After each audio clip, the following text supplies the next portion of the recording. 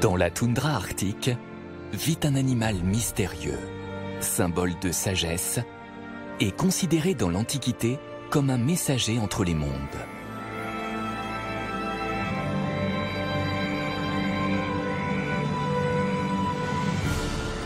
C'est la chouette Arfan, bien connue des fans de Harry Potter. Certaines années, elle migre jusqu'en Allemagne. Qu'est-ce qui peut bien pousser cette chouette à accomplir un aussi long et pénible voyage?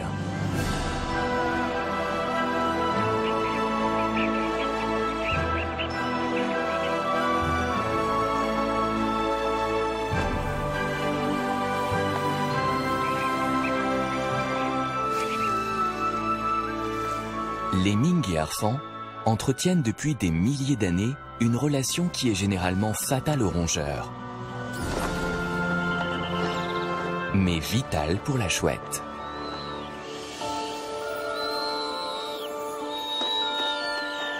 La proie n'est pas pour le chasseur, mais pour sa femelle et les 4 petits du couple.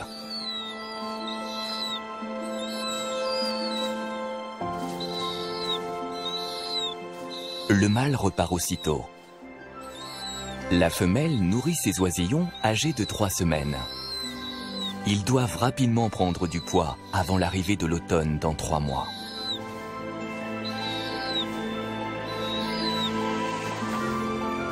Au pays des chouettes Arfan, le soleil ne se couche pas pendant plusieurs semaines. Le mâle chasse donc en plein jour, une exception chez ces rapaces nocturnes. Ses yeux se sont adaptés et perçoivent le plus infime mouvement. Sa stratégie? Attendre et observer.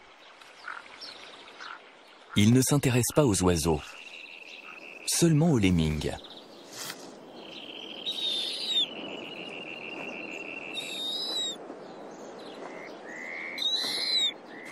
La femelle s'impatiente.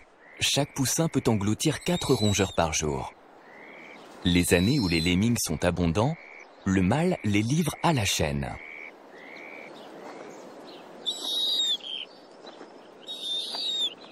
Les couples peuvent alors élever jusqu'à 11 petits. Pour l'instant, les lemmings sont rares, d'où une nichée peu nombreuse. Les oiseaux s'adaptent à la quantité de proie disponible. Et en ce moment, elles font cruellement défaut.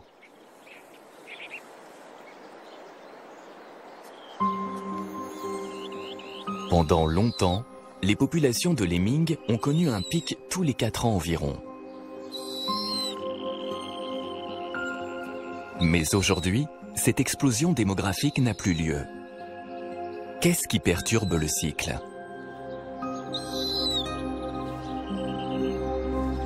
Si la nourriture manque, le dernier-né restera chétif et ne pourra jamais rivaliser avec ses aînés.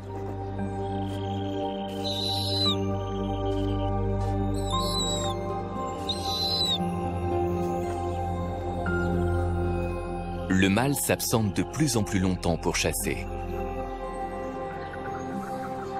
La femelle protège ses petits du vent glacé.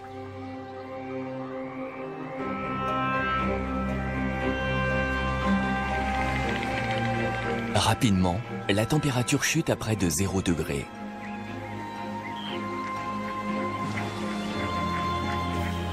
La femelle creuse davantage le nid pour le rendre plus douillet. Le mâle est toujours bredouille. La famille de chouettes est affamée.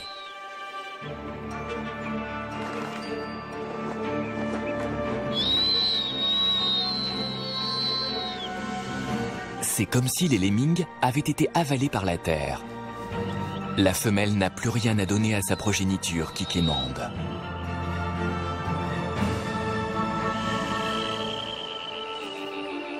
Elle semble ne pas savoir comment aider son petit en train de mourir.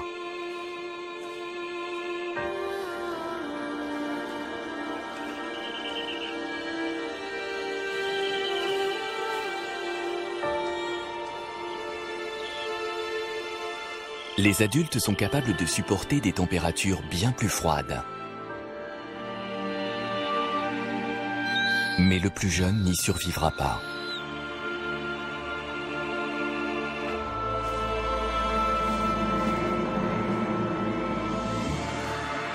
Le mâle reprend sa quête de nourriture pour assurer la subsistance de ceux qui restent. Le petit cadavre sera mangé par le reste de la nichée, disette oblige.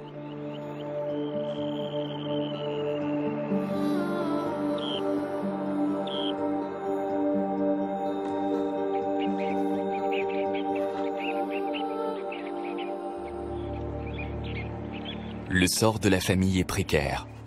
Seule certitude, la multiplication des lemmings n'a une fois encore pas eu lieu cet été.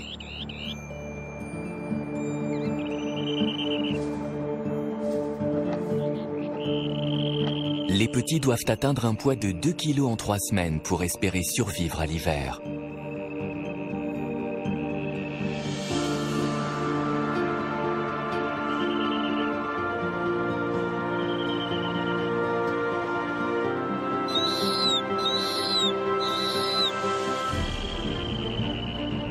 Le brouillard ne se dissipe plus.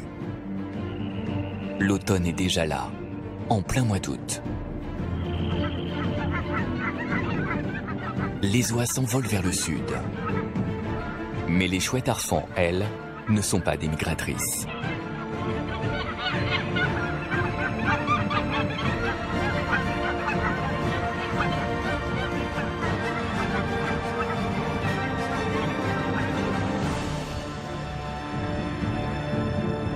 La neige recouvre la toundra bien plus tôt que prévu.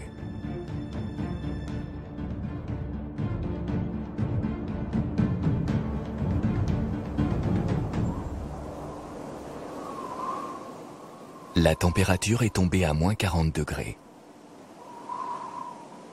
Pour résister au froid, les espèces s'adaptent. Chez les harfans des neiges, les pattes et le bec sont recouverts de plumes. La fourrure blanche du renard polaire, en plus de lui tenir chaud, offre un parfait camouflage. Chouette et renard partagent le même sort. Ils chassent tous deux des lemmings et avec le froid qui s'intensifie encore, il est urgent de trouver des proies. La chouette est confrontée à un dilemme. Doit-elle rester ici et continuer de chercher comme le renard?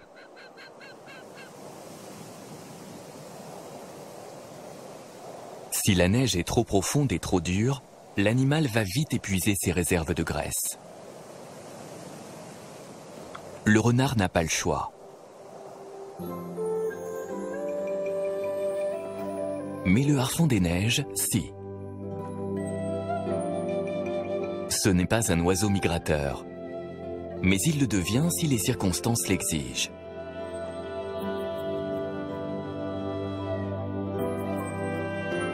Il quitte le désert glacé de Sibérie et fait route vers l'ouest. Il survole la Russie à raison de 85 km/h.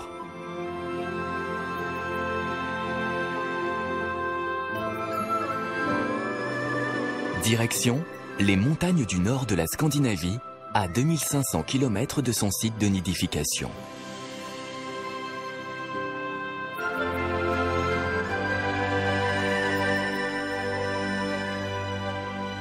Dans ces régions venteuses, les sommets dénudés devraient faciliter la chasse aux lemmings.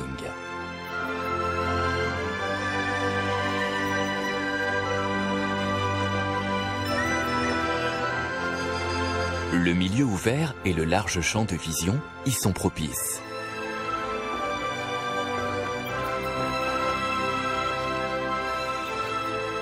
L'intrus est vite repéré.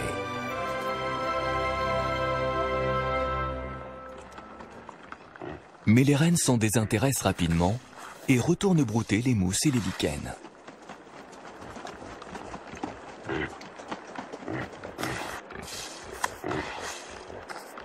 C'est leur grand museau qui rend ces mammifères insensibles au froid. Une fois inhalé, l'air glacé est réchauffé à l'intérieur du nez et la chaleur est retenue lors de l'expiration. Leurs larges sabots sont pareils à des raquettes et les empêchent de s'enfoncer.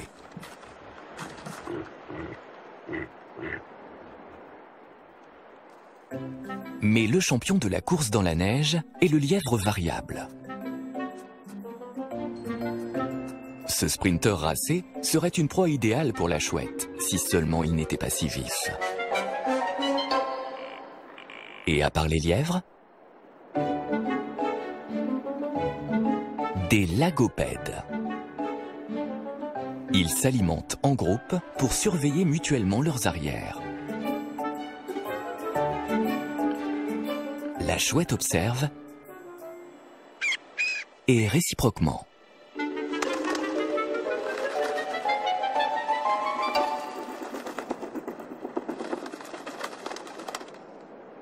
Envolé.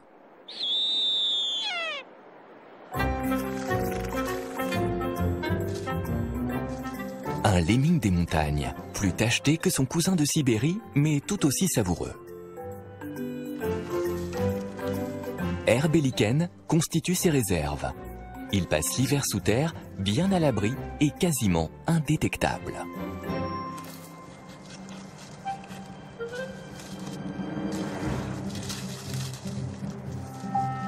Pour la chouette, une occasion à ne pas manquer.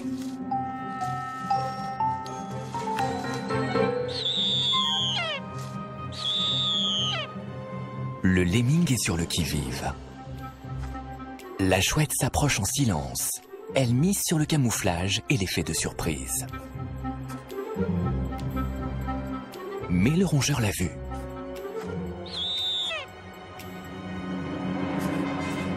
Il est d'une vélocité extraordinaire.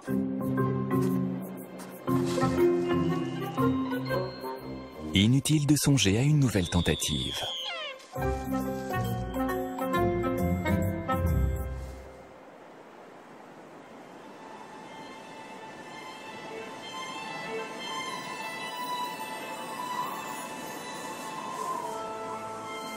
Des chutes de neige brouillent toute visibilité.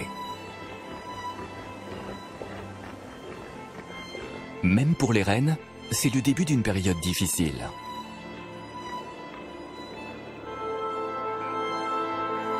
Ils ont le choix entre mourir de faim ou s'éreinter à fouiller la neige pour trouver leur maigre pitance.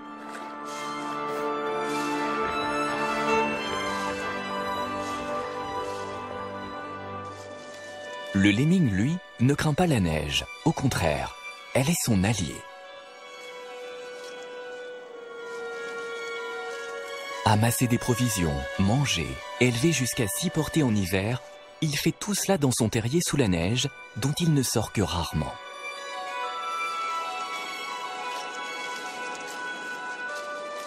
Une fois la couche de neige bien tassée, il est à l'abri du froid et des prédateurs.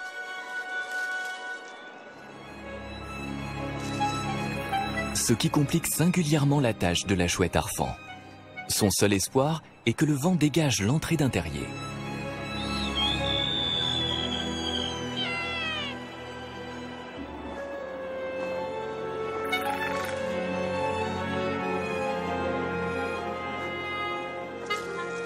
Première tentative. Dans son labyrinthe, le rongeur a un net avantage.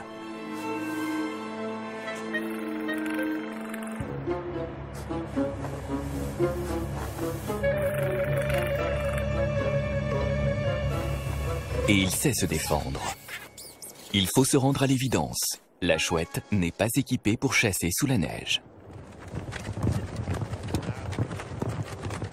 Les rennes quittent ces contrées devenues inhospitalières. La chouette Arfan est contrainte aux mêmes extrémités. En hiver, elle a l'habitude de se déplacer autour du pôle Nord pour rechercher de la nourriture. Mais si elle ne trouve rien, le voyage peut s'avérer périlleux.